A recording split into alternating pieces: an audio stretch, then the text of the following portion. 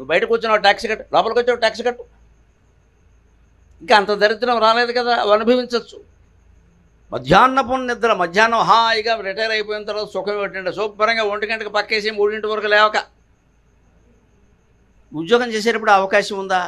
Software ఉద్యోగం ఏదో చేసాం, ఎక్కడ ఊపిరి సలపనంత ఉద్యోగాలు చేసాం. 60 ఏళ్ళు దాటా కూడా మళ్ళీ ఎందుకండి ఈ సీన్ వదిలేయి, సుఖంగా 2 గంటలు పడుకో. నీకు లేవాలనిపిస్తే లేదా టీ పెట్టాకలే. ముత్యాలమ్మ జాతరలో ముత్యాలమ్మ కోడి పుంజు చూపిస్తే కానీ గరగొన్నవాడు గంతీయుడు, అలాగే ఈ పెద్ద మనిషికి టీ చూపిస్తే కానీ లేవు. పోయి సుఖంగా పడుకో. అప్పుడు 3:30కి వచ్చి కూర్చో, ఫ్రెండ్ని పిలుచుకున్నారు, కబుర్లు చెప్పుకో. ఎవరు లేకపోవడం ఏంటి? భార్య కొత్త పెద్ద ఫ్రెండ్, భర్తే పెద్ద ఫ్రెండ్, అంతకంటే ఫ్రెండ్ ఏమిటండి? కూర్చుని ఇద్దరు టీ తాగండి సుఖంగా. చలికాలం అయితే, వేసవకాలం అయితే నిమ్మరసం నీళ్లు తాగండి, 4 కబుర్లు చెప్పుకోండి, పాతకాలపు స్మృతులన్నీ తెచ్చుకోండి. వీలైతే ఒక గొడవ పెట్టుకోండి, ఏదో ఒకటి 1 గంట కాలక్షేపం. అయిపోయిన తర్వాత ఓకే అంతా క్యాన్సిల్, మొత్తం అయిపోయింది అంతే. ఎక్కడ దొంగలు అక్కడే గప్చి. ఇప్పుడు మాటలు ఇప్పుడే మర్చిపోవలసిందిగా విజ్ఞప్తి, వందన సమర్పణ అంతే.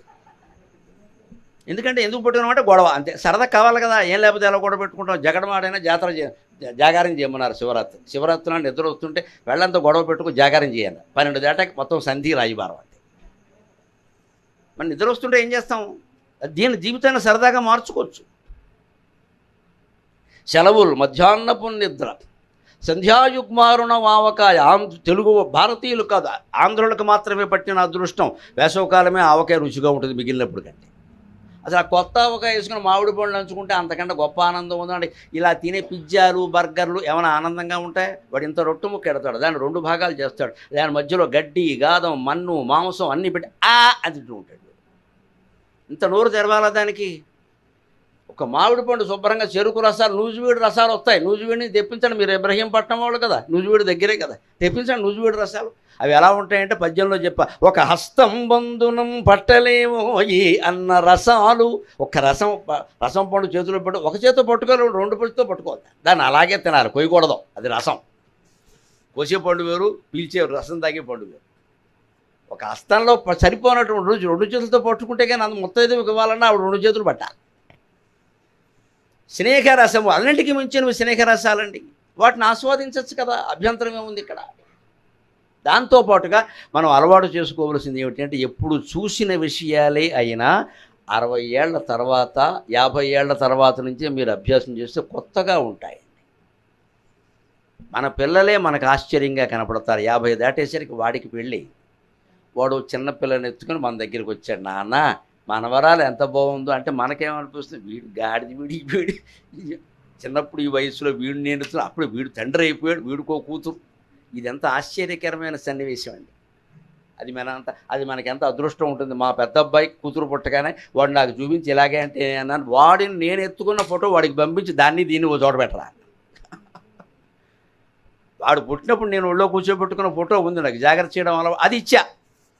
ఇప్పుడు వాడి ఇంట్లో వాడు విశాఖపట్నంలో వాడు ఈ ఫోటో పెట్టి వాళ్ళ అమ్మాయిని వాడు ఎత్తుకున్న ఫోటో పెట్టి 2 ఫోటో పెడితే చూసిన వాళ్ళు అంటారు, మీ నాన్నగారికి నీకు తేడా కనపట్లేదే, ఆ పిల్లలు కూడా తేడా కనపట్లే. ఇదంత విచిత్రం ఇది జీవితంలో. దీన్నే కావ్యాల్లో ఎంత అందంగా చెబుతారంటే, నువ్వు చూసినవే అయినా కొత్తగా కనపడతాయ్యా జీవితంలో, ఎందుకు విసుక్కుంటున్నావు? దృష్టపూర్వ అపిహ్యర్థాక కావ్యే రసపరిగ్రహాత్, దృష్టపూర్వ అపిహ్యర్థాక కావ్యే రసపరిగ్రహాత్, సర్వే నవయివా భాంతి, సర్వే నవయివా భాంతి, మధుమాసైవ ద్రుమాగా, మధుమాసైవ ద్రుమాగా. దృష్టపూర్వాపిహ్యర్థాక, నువ్వు అనుభవించిన సుఖాలే కావచ్చు, పొందినవే కావచ్చు. నీ కొడుకునో నీ కూతురునో నువ్వు ఎత్తుకున్నప్పుడు నువ్వు ఆనందించి ఉండొచ్చు తల్లిగా తండ్రిగా. కానీ మనవరాలని మన కూతురు ఎత్తుకుని మన దగ్గర కూర్చుంటే, నేను తల్లిని, ఈవిడ నా కూతురు, దానికో కూతురు ఉంది, ఇదే పిట్ట కదా, దానికో చిన్న పిట్ట, ఎంత ఆశ్చర్యంగా ఉంది ఇది. నేను దీనికోసం పడిన తాపత్రయం కంటే నా కూతురు ఎక్కువ పడిపోతుంది, దీనికోసం నేను కూడా పడవలసి వస్తుంది. అంతే కదా. దానికి వల్ల కాకపోతే అమ్మ రొంపట్టింది, నాకు ఏం చేయాలో తెలియట్లా, నువ్వు చూసుకో ఉంటుంది. ఈ తల్లి వెంటనే వైద్యం చేస్తుంది అనుభవం కారణంగా. అంటే ఇదివరకు చూసినటువంటి పిల్లలే మనకి విచిత్రంగా కనపడతారండి. సర్వే నవయవా భాంతి, అన్నీ కొత్తగా ఉంటాయి. ఎలాగా? కావ్యే రసపరిగ్రహాత్, కావ్యాల్లో రసం అనేది ఉంటుంది. అది ఆ నాటకం ఎన్నిసార్లు చూసినా మనకు చూడాలనిపిస్తుంది. హరిశ్చంద్ర నాటకం 100 సార్లు చూసిన వాళ్ళు ఉన్నారు. ఎందుకని? అదే రసం కదా, అదే కరుణ కదా. హరిశ్చంద్రుడు రాజు అని తెలుసు, ఆయన అన్నీ కోల్పోతాడని తెలుసు, అడవికి పోతాడని తెలుసు, అక్కడ మాయలు జరుగుతాయని తెలుసు. లోకితాసుడు చంద్రమతి దాసీలు అయిపోతారని తెలుసు, ఈయన కాటికాపర అవుతాడని తెలుసు, భార్యనే నరికేయాల్సిన అవసరం వస్తుందని తెలుసు. ఈ నాటకం 100 సార్లు ఎలా చూస్తారంటే పైగా దుఃఖం ఇది, సుఖం కాదు. ఏ రాధాకృష్ణ అయితే పోనీ సరదా దృశ్యాలు ఉంటే చూద్దాం అనుకోవచ్చు, హరిశ్చంద్రులో ఏముంటాయి వాళ్ళకడ తప్ప. కానీ మరి అదే హరిశ్చంద్రుడు శ్మశానమా ఓ సురాపాత్రమా నీ అత్యంతము పూజ్యురాలు అని అంటుంటే అని ఎలా వేసాం మనం. పైగా 100 రూపాయల నోటు వేదిక మీద మళ్ళీ పాడో అన్నాం. వాడు ఏడుస్తుంటే నీకు ఆనందంగా ఉందా? డబ్బులు ఇచ్చి పాడమంటున్నావు. లోకితాసుడు పోయి చంద్రమతి ఏడుస్తూ ఉంటే బ్రహ్మాండంగా పాడేవని మా దగ్గర రాజేశ్వరుడు ఒక నటీమని ఉండేది, అప్పట్లో బాగా వేసేది. ఆవిడకి 2 రూపాయలు ఇచ్చి పాడమండం చూసాను. నాకు అప్పుడు చిన్నతనంలో తెలియక ఆవిడ కొడుకు పోయి ఏడుస్తుంటే వీడికి ఆనందంగా ఉంది, 2 రూపాయలు ఇచ్చాడు అనుకున్నాను. ఆవిడ 2 రూపాయలు తీసుకుని చక్కగా దోపేసి మళ్ళీ పాడేస్తుంది ఆవిడ. అప్పుడు నాకు అనుమానం వచ్చింది, ఈ కొడుకు పోయిన దుఃఖం ఉందా లేదా. అది నాటకం. ఎంత ఆశ్చర్యం అండి. నాటకం అర్థమైతే జీవితం అర్థం అవుతుంది. అందుకే ఈ జగత్తుని జగన్నాటకం అంటారు, కృష్ణ పరమాత్మని జగన్నాటక సూత్రధారి అంటారు. ఇది నాటకం అని అర్థమైతే జీవితం చాలా బాగుంటుంది. మనం దీన్ని రియల్ లైఫ్ అనుకుంటున్నాం, ఇది రియల్ లైఫ్, ఇది రియల్ కాదు. ఇదో పెద్ద మిథ్య, ఇదో నాటకం. ఇందులో అనేక రసాలు నడుస్తాయి. అయితే చంద్రమతి పాత్ర వేసినప్పటికీ తెలుసు తన కొడుకు పోలేదని. కింద పడుకుని మేము ఇచ్చిన అట్టిపళ్ళు తినేవాడు. లోకితాసులు ఇలా అడ్డంగా పడుకుంటాడు బల్ల మీద. మేము హార్మనీ పెట్టి నుంచి 2 అట్టిపళ్ళు ఇచ్చాడు. ఆ వేసింది మావాడే, మా ఫ్రెండే. లోకితాసుల కోసం ఏమన్నా పట్టుకొస్తారేట ఇక్కడ, మళ్ళీ 400 ఇవ్వాలి వాడికి. ఎవడో మా ఫ్రెండ్ని ఒకటి అక్కడ పోయాడు, వీడేమో అరే అట్టిపళ్ళు పట్టరానివాడు. వాడు ఏదో అరగంట పడుకోవాలి, వీడు పద్యాలు అయ్యేవారు. వాడు కాలక్షేపం ఏది. మేము అందుకని కింద నుంచి అట్టిపళ్ళు అందించేవాళ్ళం. మిఠాయి ఉండలో, వేరుశనగ పప్పులు, వాడు ఇవన్నీ తినేవాడు. మాకెలా ఉండేది, వాడు చచ్చిపోలేదు, వేరుశనగ పప్పు తింటున్నాడు. ఈవిడేమో పోకుండానే పోయాడని అడుగుతుంది. వీడెవడో బుద్ధి లేకుండా 2 రూపాయలు ఇచ్చి మళ్ళీ ఆడమంటున్నాడు. ఎంత విచిత్రం అండి. నాటకం అర్థమైతే, సినిమా అర్థమైతే జీవితం అర్థం. అక్కడ ఏది నిజంగా జరగలేదని మనకు తెలుసు. సినిమాలో అందరూ నటులు నటిస్తున్నారని తెలుసు. వాళ్ళ తర్వాత అన్నీ మళ్ళీ మామూలుగానే ఉంటారని తెలుసు. కానీ వాళ్ళు దుఃఖపడ్డారని మనం దుఃఖపడ్డాం. రుమాళ్ళు తడిపేసుకోవడం. వాళ్ళ కోపం వస్తే మనం కోపం వచ్చేయడం, వాళ్ళు ఎగిరితే మనం ఎగరడం. ఎంత విచిత్రం ఇది. ఇదే జీవితం కూడా. జీవితం కూడా ఒక నాటకం. నాటకంగా నువ్వు భావిస్తే ఆనందంగా ఉంటుంది. దీన్ని నిజం అనుకునేసరికి బీపీ వచ్చేసింది. ఇక్కడ నటించే నటుడికి బీపీ రాలేదండి. కిందకి దిగాక డబ్బులు ఇవ్వకపోతే బీపీ వచ్చింది వాడికి. నటించే నటుడు పద్యాలు పాడుతున్న హరిశ్చంద్ర పద్యాలు ముఖ్యంగా చూడండి. హరిశ్చంద్రుడు వేదిక మీదకి వస్తాడు, మా జామి జగం అని పాడాలి కదా. 6 మనిషిని ఏమంటాడు, 6:30 అంటాడు. ఎందుకంటే వీడు 3:30 వేసాడు. వీడు 3:30 వేసే వచ్చాడు, లేత పాడలేడు. అందుకని 6:30 వాడు సొమ్మె 7:30 వేస్తాడు, పెద్దగా పాడతాడు. అంత గొంతెత్తి పాడినా వాడి గుండెపోటు రాదండి. దిగాక కిరాయి ఎక్కడితే మాత్రం వస్తుంది. గుండెపోటు వాడికి వస్తుంది, రోకటపోటు వీడికి వస్తుంది. ఇది జీవితం. ఆ నాటకంగానే దీన్ని ఎందుకు భావించలేకపోతున్నావు? ఇది నాది అనుకోబట్టి ఇక్కడ ఏదో వచ్చింది. మొత్తం సమస్యలన్నింటికి అదే కారణం. నాది అనడమే సమస్య, అందరిది అంటే పరిష్కారం అండి లెక్క. నాది సమస్య, అందరిది అనేది పరిష్కారం. ఈ సభ అందరిది అనుకున్నాం కాబట్టి మీరు అన్ని నియమ నిబంధనలన్నీ పాటించి, మీకంటే చిన్నవాడినైనా పెద్దవాడినైనా నా మాట గౌరవించి ఫోన్లు కట్టేసి మంచినీళ్ళు కూడా తాగడం మానేసి, మధ్యలో పళ్ళరసాలు ఇచ్చినా తాగడం మానేసి వింటున్నారు. ఎందుకని ఇది అందరిది అనే మాట ఉంది. అదే పరిష్కారం. నా సభ, నేను మంచినీళ్ళు తాగితే ఆయన కూడా వద్దనడానికి, నేను ఫోన్ చూస్తే ఆయన కూడా వద్దనడానికంటే గొడవ అయిపోతుంది. ఇది సభ ఒక ఏకాత్మ ప్రయోజనం కోసం వచ్చాము ఇక్కడికి. మనం ఎంటర్టైన్మెంట్ కోసం రాలేదు ఇక్కడికి. It's not for entertainment, it's very serious. ఇది గంభీరమైన విషయం నేను మాట్లాడేది, సరదా కాదు. ఇందులో జోకులు ఉంటే ఉండొచ్చు, నవ్వితే నవ్వచ్చు. This is very serious. ఇది అమల్లో పెడితేనే ఆనందంగా ఉంటారు, లేకపోతే మట్టి కొట్టుకుపోవడమే ఎక్కడలాగా. పెట్టాలంటే దాన్ని శ్రద్ధగానే వినాలి. ఏదో తాగుతూ ఏదో తింటూ ఫోన్ చూస్తూ మధ్యలో ఓసారి నవ్వగానే ఏంటికి నవ్వారు, నీ మొహం నీ నవ్వే యోగం లేదు, వాళ్ళు నవ్వారు. ఎందుకు నవ్వారు అడుగుతున్నామంటే నువ్వు వెళ్ళలేదన్నమాట. కోల్పోవడానికి వీల్లేదు. మీతో పాటు నేను ఫోన్ చూడడం మొదలెట్టాను అనుకోండి, మొత్తం సభ గోవిందా. నేను చూడకూడదు ఏంటి ఇక్కడ. అందరం ఒకే దాని మీద, అదే అందరిది అనుకుంటే పరిష్కారం, నాది అనుకుంటే సమస్య. జీవితంలో ఏదైనా అంతే. అది అందరికి సంబంధించిన బాధ్యత అంటే మనం తేలిగ్గానే తీసుకుంటూ చేయవలసింది ఏదో చేస్తాం. నాది అనుకోని వెర్రి తాపత్రయం పడతాం, విఫలం అవుతాం, దెబ్బతింటాం. చూసుకునేవాడు చూసుకుంటాడు. అందుకని కావ్యే రస పరిగ్రహాత్. నాటకంలో ఎలాగైతే దుఃఖాన్ని సైతం, శృంగారాన్ని సైతం, మరోదాన్ని, వీరాన్ని, అద్భుతాన్ని, బీభత్సాన్ని, భయానకాన్ని కూడా మనం రసంగా స్వీకరించామో, జీవితంలో కూడా పరిణామాలని రసంగా స్వీకరించగలగాలి. అప్పుడే అది బాగుంటుంది ఖచ్చితంగా. ముఖ్యంగా ఈ వయస్సు దాటాక 50 దాటాక 60 చేరుతూ ఉంటే 60 కూడా దాటాక వచ్చే పెద్ద సమస్య ఏమిటో తెలుసా? రిటైర్ అయిపోయాం, ఏం చేయాలో తోచట్లేదు. ఇది పెద్ద సమస్య. ఇంతకాలం ఏం తోచింది? 10 మందిని తోసాడు లోపలికి, అందుకని తోచింది. ఇప్పుడు ఆ తోపుడు బండి లేదు ఇక్కడ, ఎవడో పట్టించుకోవట్లా. ఆఫీసులో ఉంటే అక్కడ ఏదో పెత్తనం చేయడం, 10 మందికి బాస్ అనడం, వాడు ఎవడో శబాస్ అనడం. అది ఇవి ఇంట్లో ఉంటే ఈవిడ ఇంట్లో ఉన్న ఉద్యోగం చేసిన ఈవిడికో పెత్తనం ఉంటుందిగా, ఇంట్లో పెత్తనం ఉంటుంది. లేకపోతే కనీసం పని మనుషుల మీద పెత్తనం చేయడం, ఏదో ఆకుకూరల వాడి మీదనే పెత్తనం చేయాలి. ఎవడో ఒరే అనడానికి ఒకడు ఉండాలి మనకి. ఏదో చేసాం. రిటైర్ అయిన తర్వాత ఎలా ఉంటుందంటే, మనం అక్కడ కూర్చుంటే మన మీదే పెత్తనాలు మొదలవుతాయండి. దాన్ని భరించగలగాలి. అదే జీవితం. ఇంతకాలం మనం చేసాం కదా. ఇప్పుడు వాళ్ళు చేస్తారు. ఒక హెడ్ మాస్టర్గా పనిచేసాడు ఒక ఆయన, ఆయన ఇంకొకటి ఆయనకి అప్పగించాడు. ఈయన వచ్చేస్తాడు, ఆయన ఉంటాడు కదా, చేసుకోమనాలి, సహకరించాలి. ఎవరైనా మన దగ్గరికి వచ్చి ఏమంటే మీరు ఉన్నట్టుగా లేదండి అంటే, ఈ రిటైర్ అయిన హెడ్ మాస్టర్కి ఎంత ఆనందంగా ఉంటుందో. అది బ్రహ్మానంద పదవి లేదు కదా. మొన్న వచ్చిన సైన్స్ మాస్టర్ కూడా అదే అన్నారయ్యా, ఏంటి స్కూల్ మొత్తం పాడైపోయిందిరా.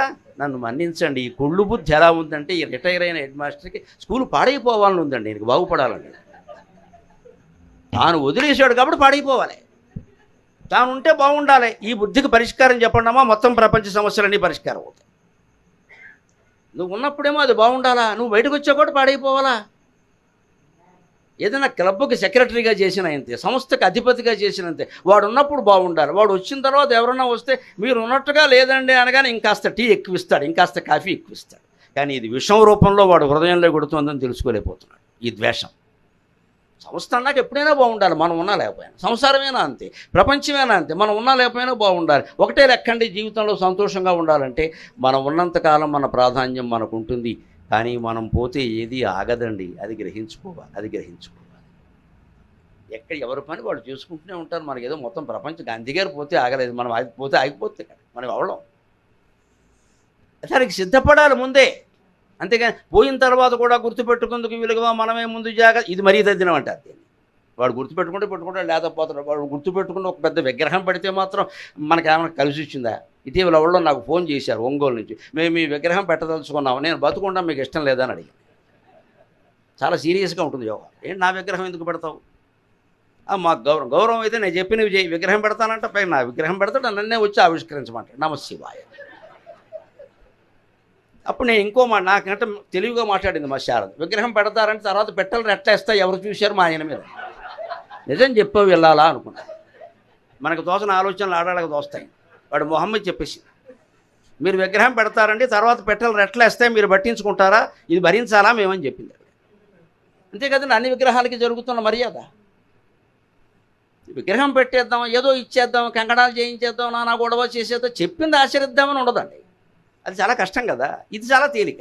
ఆయన దగ్గర మోజు సంపాదించుకోవచ్చు బాగా. మాకు అత్యంత ఆత్మీయులు నా విగ్రహం పెట్టి, నాకు ఉపయోగం ఏంటి దానివల్ల.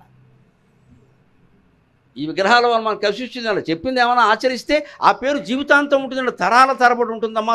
మీ పిల్లలు, మీ మనవాళ్ళు కూడా చెప్పుకుంటారు, పలానా ఆయన మా నాన్నకి చెప్పారట, మా నాన్న నాకు చెప్పారు, ఈ మాటలని చెప్పుకుంటే అప్పటికి నేను బతుకున్నట్టే కదా. కాళిదాసు ఇవాళ ఎందుకు బతుకున్నాడు, మాగుడు ఈరోజు ఎందుకు బతుకొచ్చాడు ఇక్కడికి, మంచి మాటలు చెప్పబట్టే కదా. ఆ మాటల ఆచరణ ద్వారా ప్రచారం కావాలి కానీ ఒట్టిన ఆ వ్యక్తికి ఏదో సన్మానాలు సత్కారాలు చేయడం కాదండి. ఈ అజ్ఞానం నుంచి బయటపడాలి. అందుకే ఏం చెయ్యాలో పాలుపోవట్లేదు అంటే అది గొప్ప దశ. ఏమీ చెయ్యకపోవడమే నిజమైన జ్ఞానం. జిడ్డు కృష్ణమూర్తి గారు చెబుతాడు తన తత్వంలో, మనిషి సుఖపడాలంటే ఏం చెయ్యాలి అన్నాడు. ఏమీ చెయ్యకు సుఖంగా ఉంటామని.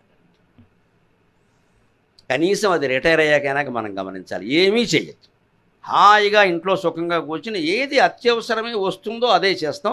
మిగిలిన కాలక్షేపాలు ఏవో మనం గ్రంథాలు చదువుకోవడమో ఏదో మన పని మనకు అన్న ఆసక్తులు ఉంటాయి కదా.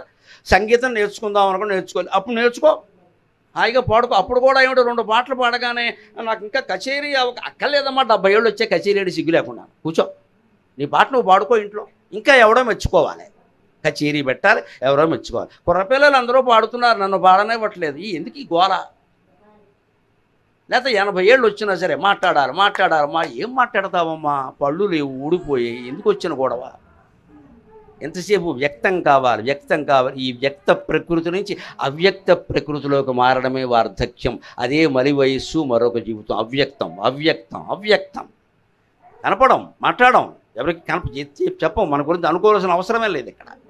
అవ్యక్తం కూడా పట్టుకుంటాం. మూల ప్రకృతి అవ్యక్త వ్యక్తావ్యక్త స్వరూపిణి వ్యాపిని వివిధాకార లలితా సహస్రంలో ఉన్నమాట. మూల ప్రకృతికి అవ్యక్త వ్యక్త అవ్యక్త స్వరూపిణి, అవ్యక్తంగానే ఉంటుంది అమ్మవారు, కానీ ఆవిడే వ్యక్తం అవుతుంది, ఆవిడే అవ్యక్తంగా ఉంటుంది. మనం ఉండలేమా అండి? మనం వ్యక్తమే ఎందుకు కోరుకుంటాం, అవ్యక్తంగా కూడా ఉందాం. మనం ఎవరు పట్టించుకోవట్లేదంటే మనకి ఏ బాధ్యత లేదు, హాయిగా ఉండొచ్చు. అప్పుడు తగ్గించుకోవాల్సిన శంకరాచార్య వేదాంత రెండములో చెప్తారు, వృధాక్రియాన్ వృధాలాపాన్ వృధావాదాన్ మనోరథాన్ త్యక్త్వా ఏకం బ్రహ్మ విజ్ఞేయం ఇది వేదాంత డిండిమక. అనవసర పనులన్నీ మానేయి, వృధాక్రియాన్. ఎప్పటికైనా నెత్తి మీద పెట్టుకున్న పనులన్నీ ఉంటాయే, ఇంకా ఏదో సంపాదించాలి, ఇంకా ఏదో చెయ్యాలి. మా వాడు ఇల్లు సొంత ఇల్లు కట్టుకోలేదు, ఇప్పటికే అర్జెంట్లో వాడు సొంత ఇల్లు నీకు అనవసరం, అది వాడు కట్టుకుంటాడు. నీకు అనవసరం, ఇక వాడిని ఊరికి అంటద్ది. ఇక్కడ నీ ఇల్లు కట్టాలరా, ఈ ఇల్లు సరిపోదరా, ఇంకేదో కట్ట, నా కళ్ళతో చూడాలనుంది మనవరాలి పెళ్ళి, నీకెందుకు ఆ గొడవ, అది ఎప్పటికే చేసుకుందేమో నీకేం తెలుసు. ఇప్పుడు ఎవడో మనకి చెప్పి పెళ్ళిళ్ళు చేసుకుంటాం, వాడు చేసుకున్నాక డాడీ బ్లెస్ మీ అని వస్తున్నారు. వాడు డాడీయే బ్లెస్ మీ అన్నవాడు గ్రాండ్ మా అని బ్లెస్ మీ అనకపోతే ఏమంటాడు? ఎక్కడ ఈ ముసలావిడ ఎవరికి కావాలి? ఒకటే లెక్కండి వేదాంతం. వారికి మనం అక్కర్లేనప్పుడు మనకి వారు అక్కర్లేదు. ఆ ఊరికి ఈ ఊరు ఎంత దూరమో ఈ ఊరికి ఆ ఊరు అంతే దూరం. అలా ఉండగలిగితే నిశ్చింతగా ఉండగలుగుతాం జీవితం. వారు వచ్చి దండం పెడితే ఆశీర్వదిస్తాం, దండం పెట్టకపోతే గొడవ లేదు, చెయ్యి ఆపాల్సిన పని కూడా లేదు, హాయిగా ఆ చెయ్యి భగవంతుడు పాదాల మీద తాపుతాం. ఈ గ్యాంగ్ మీద చాపడం మనకేం పని? నన్ను ఎవరు గుర్తుపట్టట్లా, నన్ను ఎవరు పలకరించకపోతే మన అదృష్టం అండి, ఒంటరిగా కూర్చోవచ్చు. ఇందాక కార్యక్రమానికి ముందు నేను 9:30కే వచ్చా. నాకు సమయం చెప్పారు, పాపం వారు తీసుకొచ్చారు, వచ్చారు. నాకు అక్కడ ఒక అరగంట సమయం దొరికింది. ఇంత ఖరీదైన హోటల్లో వెనకాల ఉన్న ఆకుపచ్చని చెట్లన్నీ చూసే అవకాశం నాకు రాదు కదండి. ఆ రూములో నేను ఒక్కడనే ఉండి ఆ తెరలన్నీ తొలగించి ఆ చెట్లు చూస్తూ అరగంట గడిపానమ్మా. నా ఆనందం నాది. మీకు చెబుతున్నాను కదా, బాల్కనీలో ఉండి చూడమని. సొమ్మేమో మీది, షోకేమో నాది. నేను ఇక్కడికి వచ్చి ఆ రూమ్ తీసుకుని ఆ చెట్లు చూడాలంటే ఇక్కడ 3,000 4,000 ఇవ్వాలి. ఎందుకు వచ్చిన గొడవ? మీరు ఇచ్చుకున్నారు, నేను నా సమయానికి నాకు మైక్ ఇస్తే అయిపోయాయి. అదైతే అడుగుతానే. ఆయన 10:30 అని చెప్పారు, ఇస్తారు పర్వాలేదు. నేను కూర్చున్నాను హాయిగా, నేనే ఆయన తొందర పెట్టలా. మీరు అయ్యాక రండి అని చెప్పాను. ఎందుకంటే వాడు ఆదివారం ట్రాఫిక్ లేదు, తొందరగా వచ్చాం, రావేమో అనుకుని ముందు బయలుదేరాం, తప్పేముంది. అక్కడ ఒక అవకాశం దొరికింది. ఆ గదిలో నేను ఒక్కడనే ఉన్నాను, వారు అమ్మాయిలు ఉన్నారు. కాసేపు ఉన్నాక వారు ఏదో పని మీద, నేనే పంపించాను బయటికి, ఏదో పని ఉంది. వాళ్ళు నేను ఒక్కడనే ఉన్నా, హాయిగా చూశాను. అంతేగాని నాకు ఇక్కడ నలుగురిని ఏర్పాటు చేయాలండి, భజన చేయాలండి కుదరలేదు. ఏ భజన ఎందుకు? ఇదే సెలబ్రిటీ స్టేటస్లో మోసపోయేది ప్రతి వాళ్ళు ఇదే. చుట్టూ నలుగురు ఉండాలి. పోతే 16 మంది ఉంటారమ్మా, నలుగురేం కర్మ. ఐస్ బాక్స్ చుట్టూ 16 మంది ఉంటారు. ఎందుకు చుట్టూ గ్యాంగు? ఎవడూ లేకుండా మనం ఉండలేమా? ఒంటరితనాన్ని ఏకాంతంగా మార్చుకోవాలి, అమృతప్రాయమైన జీవితాన్ని పట్టుకోవాలి. మీరు ముఖ్యంగా నాకు ఎక్కడ నచ్చారు, నేను ఎందుకు వచ్చానంటే కేవలం శ్రీకృష్ణ గారి గురించి మాత్రమే కాదు, ఆయన ప్రధాన కారణం. ఆయన చెప్పిన కారణం ఇంకా నన్ను ఆకర్షించింది. ఎప్పుడూ మేము రామకృష్ణ విద్యాలయంలో చదువుకున్నామండి, చిన్న వయస్సులో. అది హై స్కూల్ కదా, హై స్కూల్ స్థాయిలో చదువుకున్నాం.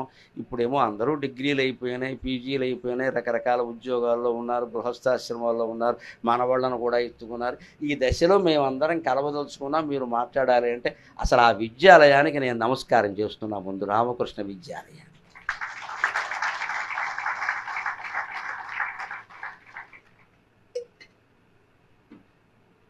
పరమహంస ఆశీస్సులు పుష్కలంగా ఉండబట్టి ఈ వయస్సులో కూడా మీకు ఈ సంకల్పం కలిగింది.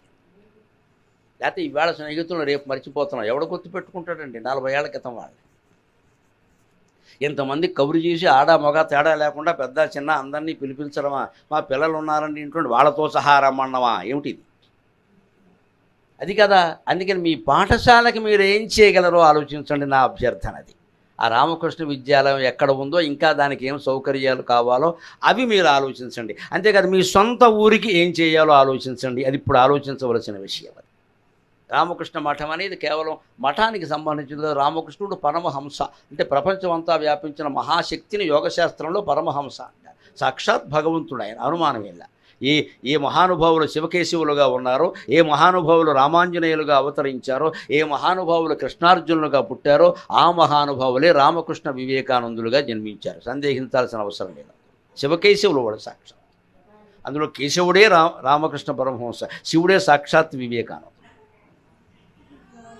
ఎందుకంటే ఆయన తల్లి భువనేశ్వరి, ఇది సంతానాన్ని ఇమ్మని శివుడిని అడిగింది.